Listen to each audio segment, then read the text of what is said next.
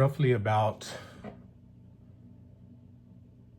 11 days ago, I wrote an article that I posted on LinkedIn, and it was titled "Wasn't a Name," and it was documenting my journey with my name and how I went from Ryan to Tajuddeen. And so I was recounting, what I was going through at that time, because I had just gotten married September 9th, 2001.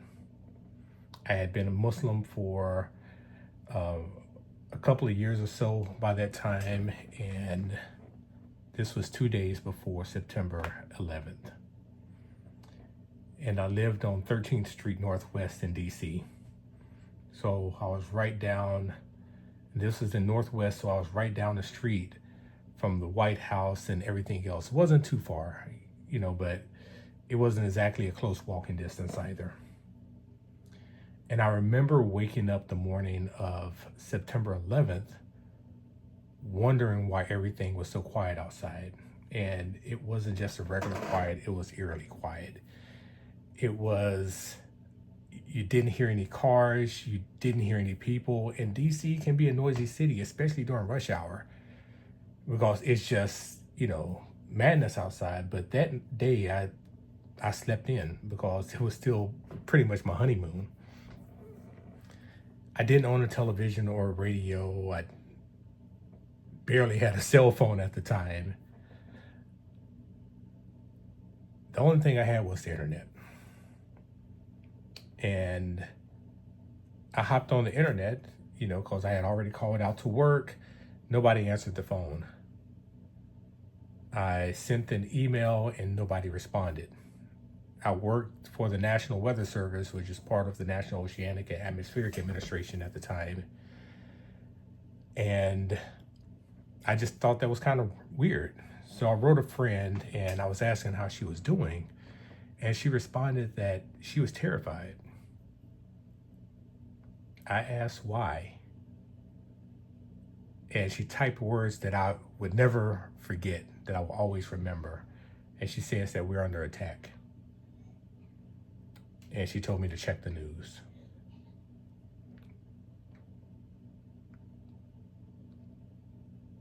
Mind you, with all this stuff that was going on, nobody called to check in on me. Family, friends, or whatever, that I left back in Texas, don't heard from nobody. But I hopped on the news. And I think I logged into CNN at the time, and I saw a video being live streamed from New York. And then a few seconds later, the towers collapsed. Now, as traumatic as the events of September 11th was for a lot of us, this story isn't about September 11th. The story is about why I stopped using my legal name and continued using the name I was born with on everything and everywhere. And when I mean legal name, I meant that I actually went to court to have the name changed, but I was dealing with so much racism and xenophobia at the time, I was pretty much scared to move forward past that. It just happens that September 11th was the catalyst. So I used to walk the streets of DC quite regularly, without a care. I came up here to go to college. I went to Howard University, the Mecca, and I was studying music there. So it was kind of, I was used to being in the city. I go to the store, hop on the metro. The metro is the subway, or pretty much, that's just subway buses and everything. And I generally thought little about the things that were around me. I didn't bother people. I'm generally friendly, and it was a reflection of basically being raised in the South, or at least in the Southwest from where I'm from. But after September 11th, things changed. I was newly married, and my wife and I would step out of our house and we get stares. We receive threats, and we get other types of offhand comments. the hate that people had in their eyes when they looked at us on subway platforms, made me fear that someone would attempt to push my wife on the tracks. And these are things that actually happened around that time. And even up until 10 years later after September 11th with Sanando Sin. So we get those comments where people refer to us as terrorists or anything else. It was just that we had only been married for 2 days, and I was afraid to leave my wife alone. I couldn't watch her because I had to go to work. I couldn't just be there, and I didn't want to, so she came to work with me. She's not originally from here. And when I'm saying here, I'm not talking about she's from overseas. She wasn't from DC. She had just come up from Mississippi. She had been in Mississippi her whole life. And when we got married, she used to wear niqab. She was tall, slender. Her face was covered. And I had only been in DC for about 4 years by this time. But like I said, I came here to study music. I used to do vocal performance. I used to sing opera.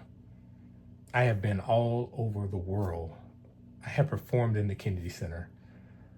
I have performed in the Library of Congress, had invites to the Vice President's house, to the White House, sung with the Northern Virginia Opera Company, been to Austria, been to Germany, been to London, been to Venezuela. I have been all over the place.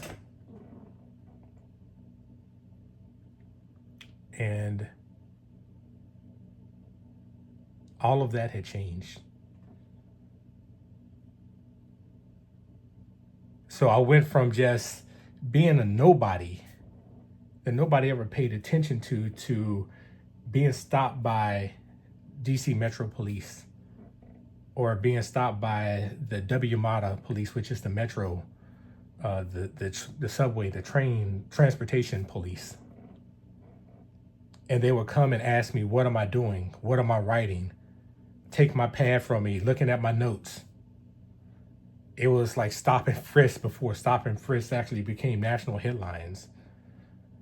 One officer, he confiscated my notebook because he didn't understand the code or anything that was in it. It was nothing but JavaScript. There was nothing nefarious about it. I worked as a software developer. I worked as a web developer. I was in configuration management at the National Weather Service. But he thought it was nefarious. And then at work, all of a sudden, people who just normally walk past me in the hallway and they didn't give a care about whether I existed or not, demanded to see my work badge, even though it was hanging right off of me. And then when that wasn't good enough, they wanted to see my ID because I was visibly Muslim. I wore a kufi to work on a regular basis.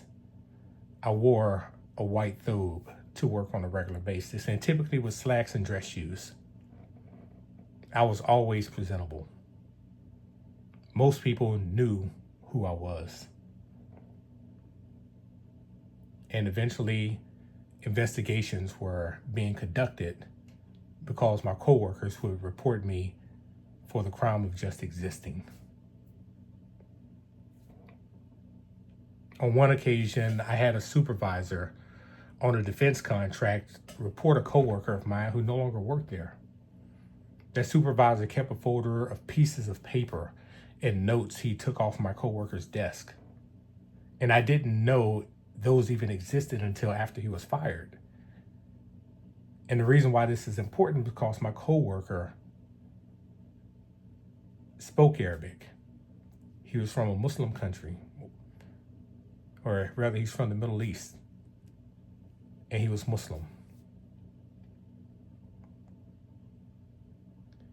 And after my supervisor had him fired, he had all these notes, and he would come over to me, and he wanted me to translate them. And when I didn't. He just like, whatever, I'm going to turn him over to the FBI. Because in his mind, it could be terrorism related. Because all the notes were in Arabic. They were just notes. Not anything. It's somebody taking notes in a different language. It's not English. And it bothered him that it wasn't in English. And it should have been in English. And he should have been able to read it because he felt privileged to the fact that he should have known what was on that piece of paper. He didn't learn I was Muslim until after I was hired. And when it was time for me to pray or to attend Friday prayer, because I attended Friday prayer right in the Pentagon. And he found a way to criticize everything that I did. And then less than a year later, he had me removed from the contract. Being Muslim makes you a target. Your name makes you a target. And in this day and age, being from another country now makes you a target.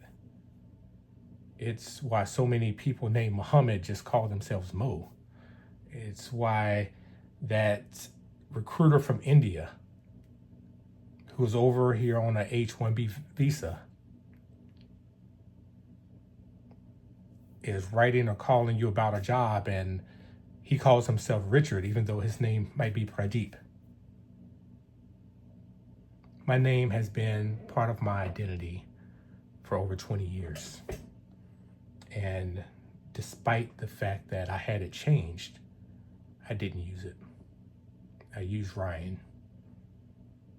Ryan was safe. Ryan was American. Even at my most recent job, they know me by my former name, which is now my middle name.